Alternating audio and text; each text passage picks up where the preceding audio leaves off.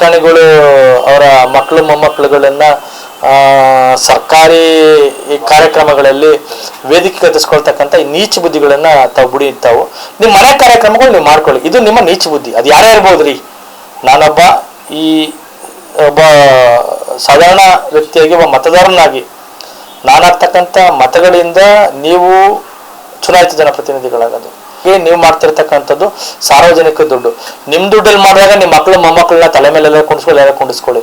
ಇನ್ನು ಮುಂದಿನ ದಿನಗಳಲ್ಲಿ ಈ ನೀಚ ಬುದ್ಧಿಯನ್ನ ರಾಜಕಾರಣಿ ಯಾರೇ ಇರ್ಬೋದ್ರಿ. ಯಾಕೆಂತ ಹೇಳಿದ್ರೆ ಇವತ್ತು ನೋಡ್ತಾ ಇದೀವಿ ನಾವು. ಮೊನ್ನೆ ಅಷ್ಟೇ ಯಾರೋ ಸಚಿವರಿಗೆ ಎಳೆದಾಡ್ಕೊಂಡು ಕೊಟ್ಟಿದ್ದಾರೆ.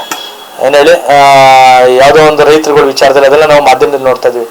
ಈ ಬೇರೆ ರಾಜ್ಯಗಳಲ್ಲಿ ಆಗ್ತಾ ಇದೆ. ಕರ್ನಾಟಕದಲ್ಲಿ ಆ ಪರಿಸ್ಥಿತಿ ತಂದ್ಕೋಬೇಡಿ. ಇವಾಗ ಯಾರಿಗೆ ಎದುರ್ಕೊಳ್ಳಲ್ಲ. ಯಾಕೆಂದ್ರೆ ಎಲ್ಲರೂ ಕಾನೂನು ರೀತಿಯಲ್ಲಿ ಹೋಗ್ತಕ್ಕಂಥದ್ದು ನೋಡ್ತಾರೆ. ನಾನಾದ್ರೂ ಕೂಡ ನಾನು ಇಷ್ಟು ಮಾತಾಡ್ಬೇಕಾದ್ರೆ ಕಾನೂನು ತಿಳ್ಕೊಂಡೆ ನಾನು ಮಾತಾಡ್ತಕ್ಕಂಥದ್ದು. ಇಷ್ಟು ಈ ಹಿಂದೆ ಈ ತರ ಮಾತಾಡಿದ್ರೆ ಅವ್ರ ಮೇಲೆ ಯಾವುದೋ ಒಂದು ಕೇಸ್ ಹಾಕಿದ್ರೆ ಒಳಗಡೆ ಹಾಕ್ಬಿಡ್ತಿದ್ರು. ಇವತ್ತು ಯಾರು ಕೂಡ ಸತ್ಯವಾಗಿರೋ ವಿಚಾರಗಳನ್ನ ಮಾತಾಡೋದಕ್ಕೆ ಎದುರ್ಕೊಳ್ಳಲ್ಲ. ಮತ್ತೊಮ್ಮೆ ಹೇಳ್ತಾ ಇದ್ದೀನಿ, ಚುನಾಯಿತ ಜನಪ್ರತಿನಿಧಿಗಳು ನಿಮ್ಮ ಮಕ್ಕಳುಗಳಿಗೆ ಪುಕ್ಷಟ್ಟೆ ಶೋಕಿ ಮಾಡಿಸೋದನ್ನ ಸರ್ಕಾರಿ ಕಾರ್ಯಕ್ರಮಗಳಲ್ಲಿ ಅದನ್ನ ಬದಿಗಿಡಲಿಲ್ಲ ಅಂದ್ರೆ ಮುಂದೊಂದು ದಿನ ನಿಮ್ಗಲ್ಲ, ನಿಮ್ಮ ಮಕ್ಕಳಿಗೆ ಇದ್ದಂತಹ ಜನಗಳೇ ಹೊಡಿತಾರೆ ನಿಮ್ಗೆ ಅಂತಕ್ಕಂಥ ವಿಚಾರಗಳನ್ನ ಈ ಸಂದರ್ಭದಲ್ಲಿ ತಿಳಿಸ್ತಾರೆ.